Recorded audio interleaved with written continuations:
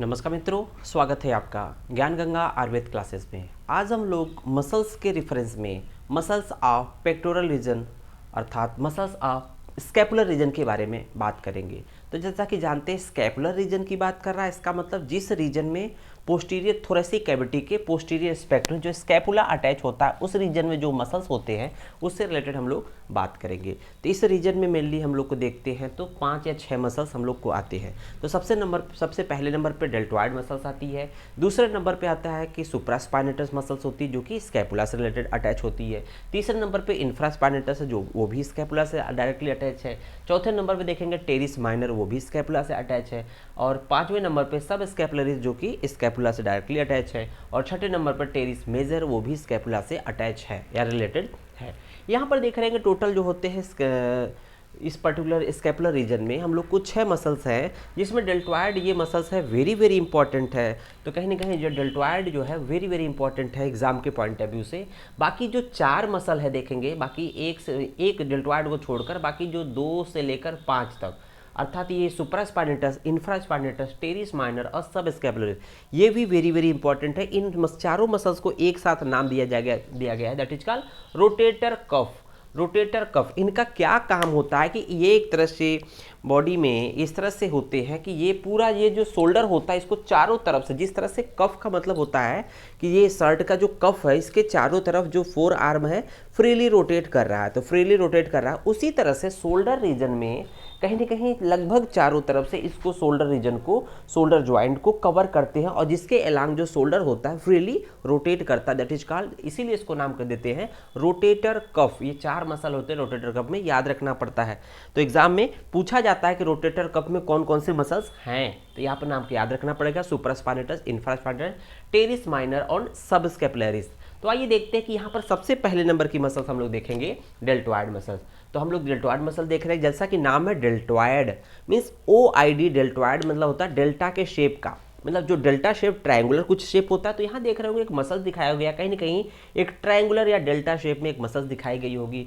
इसका जो ओरिजिन है या अटैचमेंट की बात करेंगे तो इसका जो लोकेशन है कहीं ना कहीं ये वाला पार्ट है, ये रीजन में डेल्टॉइड मसल पाई जाती है। ये पूरा जो कवर करेगा ये देखेंगे डेल्टॉइड मसल्स। यहाँ क्लेविकल आगे की तरफ है, तो क्लेविकल के जो लेटरल 1/3 का, जो लेटरल 1/3 का एंटीरियर बॉर्डर होता है उससे कुछ फाइबर ओरिजिन होंगे।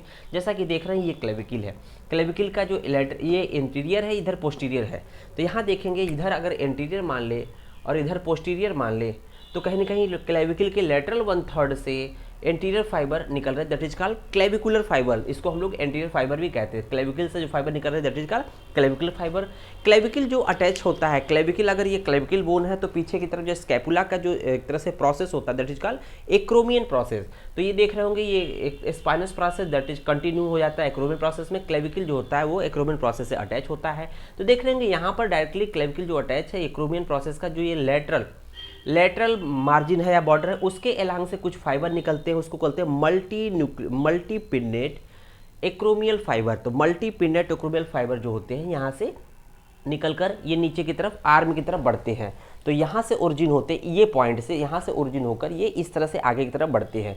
तो ये जो पर्टिकुलर मसल्स का जो बल्क होता है that is called deltoid muscles. ये इसी मसल्स पे इंट्रामस्कुलर इंजेक्शन या वैक्सीन बच्चों में दी जाती है।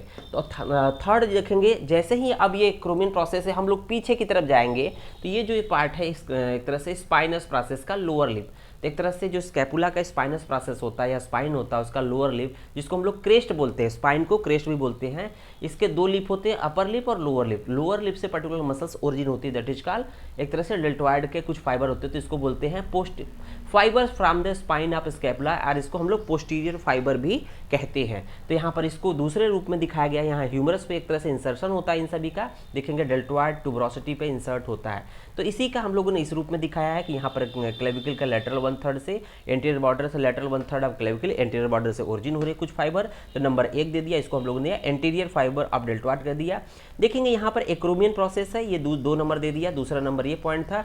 यहाँ से कुछ मल्टीपिन्नेट फाइबर जो कि ओरिजिनेट होते हैं और ये आर्म पर डाउनवर्ड जाते हैं, आर्म पर मतलब कि जाएंगे और ह्यूमरस के बोन पर जाके इंसर्ट होंगे, दैट इज कॉल्ड, उस पर्टिकुलर पॉइंट को बोलेंगे डेल्टॉइड ट्यूबरोसिटी। और जैसे ही पीछे साइड में देखेंगे यहाँ पर स्पाइन ऑफ स्कैपुला का कहीं ना कहीं लोअर एक तरह से लोअर लिप है, उससे कुछ फाइबर ओरिजिनेट होते हैं उसको बोलते हैं पोस्टीरियर फाइबर ऑफ डेल्टॉइड। तो आइए देखते हैं कि इसका किस तरह से ओरिजिन है, इंसर्शन है, नर्व सप्लाई है, ब्लड सप्लाई है और एक्शन है। तो यहाँ देख रहे होंगे ओरिजिन के बारे में। तो यहाँ पर ओरिजिन है 3 पॉइंट्स। तो कहने के जो 3 टाइप के जो फाइबर्स जनरेट हो रहे हैं, एंटीरियर, पोस्टीरियर और एक्रोमियल, उसी के बेसिस पे ओरिजिन के बेसिस पे है। तो anterior border of lateral 1/3 of clavicle, तो यहाँ देख रहे हैं anterior border of lateral 1/3 of clavicle, क्योंकि क्लेविकल एंटीरियर पार्ट में होता है, इसलिए एंटीरियर फाइबर का नाम देते हैं। फिर देखिए lateral border of acromion process, lateral border of acromion process, तो जैसे ही क्लेविकल से अटैच एक्रोमियन प्रोसेस होता है तो वहाँ पर इसको एक्रोमियल फाइबर का नाम देते हैं। फिर थर्ड है lower lip of crest of spine of scapula, lower lip of crest of spine of scapula, तो ये एक्चुअली बिल्कुल पोस्टीरियर एस्पेक्ट में होता है, इसलिए इसका नाम हम लोग नाम देते हैं पोस्टीरियर फाइबर। तो देखते हैं यहाँ पर इंसर्शन की बात करेंगे। ये तीनों फाइबर अगर क्लेविकल से यहाँ से ओरिजिन हो रहे हैं तो कुछ फाइबर आगे की तरफ बढ़ेंगे, तो देखेंगे ये इस तरह से कवर करता है। फिर जो एक्रोमियन प्रोसेस ये वाला पार्ट है, यहाँ से फाइबर आगे की तरफ बढ़ेंगे, ये इसको कवर करेगा। फिर एक्रोमियन प्रोसेस के जस्ट पीछे की तरफ स्पाइन ऑफ स्कैपुला है, जिसका हम लोग लोअर लिप कहते हैं, क्रेस्ट ऑफ स्पाइन बोलते हैं। इससे कुछ फाइबर यहाँ निकल कर ये आर्म पर ही आके इस पर्टिकुलर रीजन पे इंसर्ट हो जाएंगे, तो एक ट्राइंगल का फॉर्मेशन होगा। तो यहाँ पर देखेंगे इंसर्शन हो गया कहाँ पर, डेल्टॉइड टुबरोसिटी पे। फिर देखेंगे नर्व सप्लाई की बात करते हैं, तो इसकी नर्व सप्लाई जो होती है इस रीजन में पर्टिकुलर एक ब्रेकियल प्लेक्सस होता है, उसकी एक्सिलरी जो नर्व होती है that is branch of by brachial plexus, उसका रूट वैल्यू है C5 C6, ये इसका नर्व सप्लाई होता है। एक्शन की बात कर लें तो 3 तरह के जो फाइबर बताए गए थे, तो यहाँ देखेंगे एंटीरियर फाइबर, पोस्टीरियर फाइबर और एक्रोमियल फाइबर, इनका तीनों का अलग अलग एक्शन होता है। देखेंगे मल्टीपिन्नेट एक्रोमियल फाइबर, तो यहाँ पर यह मल्टीपिन्नेट एक्रोमियल फाइबर या मल्टीपिन्नेट एक्रोमियल मीन्स एक्रोमियन बोन से, एक्रोमियल पार्ट से जो फाइबर ओरिजिनेट हो रहे हैं उनका क्या काम है। Acromial fibre are powerful abductor of arm, powerful abductor of arm of shoulder joint from beginning to 90 degree. तो कह रहा है कि जो ये एक तरह से हम लोग जो शोल्डर ज्वाइंट का एबडक्शन होता है, तो एबडक्शन का मतलब ये यहाँ से लेकर नॉर्मल कंडीशन से ये एबडक्शन है, तो ये पावरफुल, अगर कोई फोर्स लगाए ना तो उस कंडीशन में जब हम लोग हाथ फैलाते हैं तो उसको बोलते हैं powerful abduction of shoulder joint. मतलब 0 से लेकर 90 डिग्री, ये 90 डिग्री है, तो 0 से लेकर 90 डिग्री तक जो कार्य होता है वो एक तरह से एक्रोमियल फाइबर होता है, वो डेल्टॉइड का।